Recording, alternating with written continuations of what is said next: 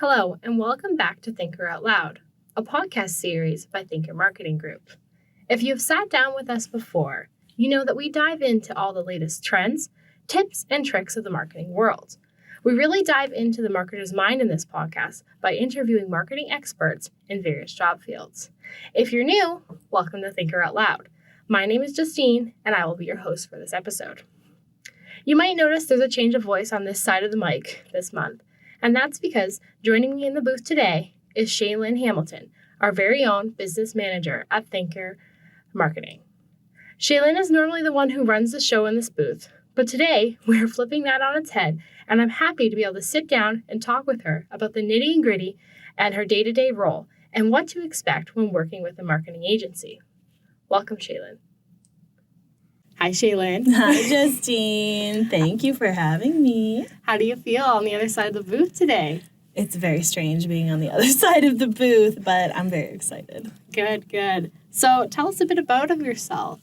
What has gotten you to this point working in an agency? It's a very long and twisty story, but in short, I am a Brock University graduate from the English Language and Literature program, believe it or not. I went to work. I worked all through school. I went to work just after that. The goal was to end up in a marketing or communications role. I originally thought that was going to be in corporate communications. I went to work right after graduating to save up enough to go to a post-grad program, but it didn't work out that way for me, and I'm kind of glad that it did. I was in a lot of sales roles through my career, and a lot of very traditional cold calling, upselling sales roles at publishing agencies is where I got my start. And I finally cracked open a door and got into a marketing agency, and I have never looked back. Oh, so it's kind of funny how you went from sales, and sales is sort of a different part of marketing too, to like where you ended up here. Yep. So how does that translate from working in sales to working at a marketing agency? Well, some of the best tactics I developed as a salesperson is relating things back to solving a customer's problem. And that's a big part of sales in general. We're problem solvers. So it's a big part of marketing agencies. It is a really big part of a marketing agency to understand a customer's problem or a prospect's challenge and really customize your pitch or your approach or even some of the solutions you're proposing is key. So I developed those sales early on or those skills early on in a high volume sales environment, and I eventually cracked into a position in a marketing agency. I really applied to everything and anything I could get in a marketing agency. That's where I wanted to be, and I grew in my initial role as a junior account coordinator, and building on my customer and my customer service and sales skills there to manage our client accounts across a variety of projects. And I worked my way up from that. So from there, I became an account manager. Then I became a production supervisor, and then an accounts director. Everything I did always came with an element of sales, and it's been pounded into my head, the ABCs of it all, the always be closing. That one a few times. Yeah, I annoy everyone with that. But it's true. If you're always thinking about your customers' needs, whether you're working in the accounts department, in the web department as a designer, if you're always thinking about the problem and how to solve it, then you'll come out on top. And positioning it that way is key to sales and key to marketing for me. So you definitely have that marketing experience, and you definitely have been in an agency before, and you've been here for quite a few years at Thinkr. So what is a marketing agency, and what types of services do marketing agencies provide? That's a good question, because for people who don't really know, a marketing agency, it's a company that provides marketing services. They serve their clients by creating, implementing, and sustaining marketing strategies across a variety of channels. Now, that's really broad. There are many types of agencies, and they each have their own unique services or areas of expertise. Some agencies might specialize in one kind of service, so a PR agency or a social media agency or a web development agency. We're fairly unique here at Thinkr in being a full service agency, and we can read about that on the website or talk about it a little later. Other agencies might focus on specific industries, so they gear their services towards healthcare or food service or hospitality or industrial manufacturing. Yeah, they have different industries they focus on. Which can be really great. And agencies can also vary in size, really from one-person operations to large multinational firms that handle some of the biggest brands in the world. Very true, very true. So what would you say would be the difference with working with an agency, what that is full scale, like Thinkr Marketing, compared to hiring somebody internally and they're just doing your marketing within your company? This is a very good question, and it is the great debate. I think the best way to look at it is to break it down into kinds of pros and cons. So the difference between the two really come down to what your goals are and how effectively you want to scale your marketing efforts. So if we take a look at just one marketing person or even a small internal marketing team, some of the pros are that they know the ins and outs of your business and they can prioritize those tasks accordingly based on what you've got going on. And they can put more of their focus and energy on just one brand, on just your brand. An agency, of course, has multiple clients to balance and to manage, but there's benefits to that too, which we'll get into. The internal person is really immersed in that company culture, which helps align and reinforce a consistent brand messaging. It's really, really valuable to have. Some of their cons, though, is they usually end up wearing many, many hats, an internal marketing person. Yeah, they've got a lot to manage. A lot going on. Yeah, day to day, especially if it's a small team. And it might not mean that it might mean they don't have the time to effectively dive into insights or campaign results or solving problems in the most efficient way. And they get a little bit stunted sometimes in certain areas. From an agency side, some of the pros are really capacity. I like to say many hands make light work. So as an example, for a single client, we might be working on a set of website updates, designs for a new billboard, and the next round of social media content all at once. For one person or even just a small internal team, those things have to be done in some kind of order, one after the other usually. And it can slow you down a little bit, not to say that it wouldn't get accomplished. Another big benefit or one pro to working with an agency are some of the tools we have access to. So some marketing tools come with an extra cost. Some of those can be quite expensive. It might be more than a single business would want to invest in for themselves, but agencies will because having access to professional tools for things like design or automations or digital analysis, for example, can inform your marketing to a greater extent and produce better results. And of course, provide better insights to what you're looking to learn, especially from a digital perspective.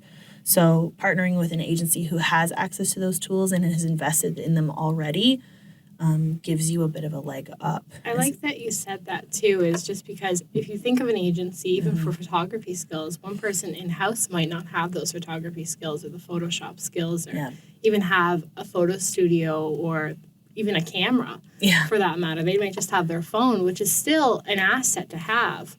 But having access to drones and actually able to take video content that is more dynamic and there's more research and you're on top of the trends and stuff like that, with it, working with an agency, you have these resources with you, which you might not have internally. It's true. And especially for small businesses, small to medium businesses, making that investment in a tool, it's never easy, and you have to sort of prioritize based on everything else you've got going on. I do believe working with an agency gives you access to things that wouldn't really make sense to invest in on your own. And you brought up a good point in saying that some of those expertise are diving deep. That's kind of my last pro, I would say, for working with an agency is that additional expertise. You've got dedicated experts in their field and access to their collective experience. So at an agency, that is a significant benefit, and the result is a greater return for your business. If you've got a generalist internally working on design for your brand, for example, they'll likely do a very good job. Not quite to the same level or at the same speed as somebody who has almost 30 years of experience, like our VP of Creative here. And so being able to pump that work out quickly with very few mistakes and in a high quality for what it's meant for, whether that's print or digital or anything else, is critical because that costs time and money for a business, whichever way you slice it. Now, it would only be fair of me to address some of the cons of working with an agency. I was gonna say, you just listed a few pros there. There has to be some cons to working with an agency. I'm not biased whatsoever. Whatsoever. After working in an agency for how long? Forever and ever. No bias here. None. Some of the cons, really the biggest con or one of the biggest challenges that we have to help our clients and our prospects over is the cost. Working with an agency does present an extra invoice, but if we reframe that and we look at the kind of value it provides, you can start to understand where it's worth investing your dollars. For example, we talked about having access to experts in their field. Agencies hire dedicated, or they should hire, dedicated experts. So these are web developers, graphic designers, digital strategists, social media experts. These people generally have studied and developed their skills in really one or two areas of expertise. They can dive a lot deeper into a solution or a concept than a generalist could. They can turn it around a lot quicker. They can hit higher levels of quality. There's a lot of benefits and a lot of value to be had in making an investment with an agency. But of course, do your due diligence to find out where that value is for that particular prospective agency you're looking for and how it aligns with your business. 100%. Yeah, that's very actually. I would. It's something you think of budget, but off the top of your head, actually aligning that with your goals and what you need it for might not even be what somebody is thinking of. They just want, I want graphic design work. Does it make sense for your brand to have an agency to continuously do it or to do a one-off one? It needs to align with what you want and your goals and stuff like that. So that is a very, very good point. It's true. And when we make decisions like that, just as humans, where there are so many factors that go into deciding where to invest, for example, our dollars when it comes to marketing, it does come down to value and values. So finding out if that prospective agency aligns with who you are and what you're trying to accomplish, if they have the capabilities on deck to support you, and how well they can do it to justify that spend for you, it takes some time. Yeah, and I find budget is often the most scariest thing to bring up, but it is definitely important. And it could be definitely a pro or a con depending on the company and the size and what their needs are. So I'm going to kind of throw a question at you, Shalynn, here that you might not exactly know where it's going, but do unicorns exist? So what I mean by this is in marketing, we often hear there's no unicorns in marketing. So what that means is there's not a magical person that can do everything at once. So what do you think? Do unicorns exist in the marketing world? Do they exist in agencies? Do they exist in small companies internally? There's one person that can do the digital, the SEO. They can do the social media. They can do all the design, the video. Is there a unicorn amongst us? Is there a unicorn? I would have to say no. Unicorns don't exist. We wish they did. Can I add a little sparkle to my life? Right, just a little bit. But no, a unicorn really is that person who can do it all. I'm doing kind of air quotations here.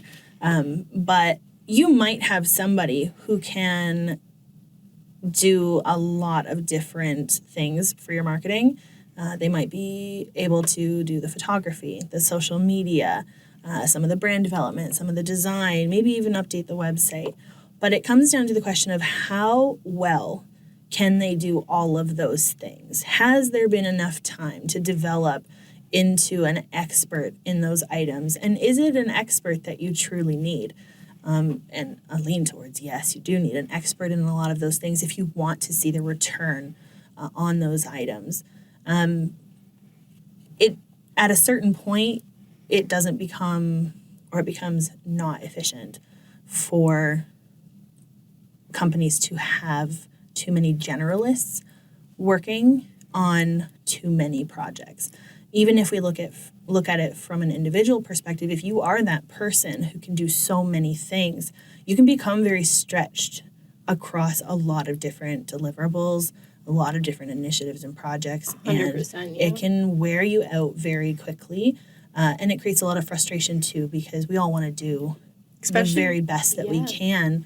And if we're not able to dive as deep as we want to, or we're rushing from one project to the next, or constantly pivoting, it just builds.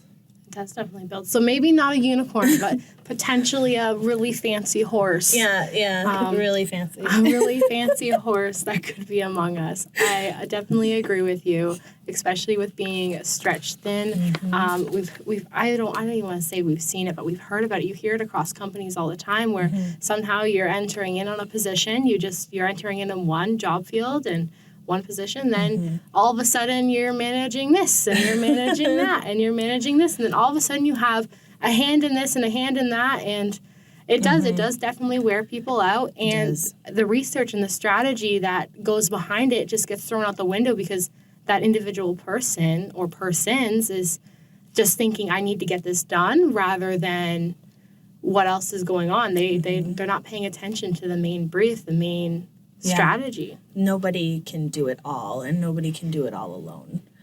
So even partnering with an agency, even if you have somebody in-house, depending on the size of your business and the scope of what you're looking for, we sometimes recommend that you have like a coordinator who has an understanding of enough of the deliverables that you're looking for, so they can be that person on the inside of your business while you have a team of experts from an agency side going in their respective directions. So that actually brings us, Shalynn, into the next question. And that would be, what would be your best advice that you can give someone or a company to do before reaching out to an agency? Okay. I thought about this one, and it's very good. I had to narrow my list down. So the first thing I would say is be very clear on your goals and have an idea of what your pain points are. A good agency is going to dig deeper on all of these items, so expect that there will be a lot of questions, but come to the table with an understanding of what it is you're looking for and be as specific as possible. This just helps your agency really customize a solution for you and saves you time in the discovery phase, so we can get to what you're looking for. Get right to what you're looking for. The next point I would say is be open to hearing honest feedback. Any agency worth their salt will tell you how it is and what it is and what People it's might like. get offended by it. There's always delicate ways to approach it. We called attention to this in an earlier episode of the podcast, actually, when we spoke to Alder about branding.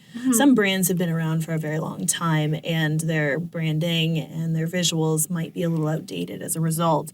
Yes. Some business owners have this idea that it's very classic, or they want to stay true to what that was.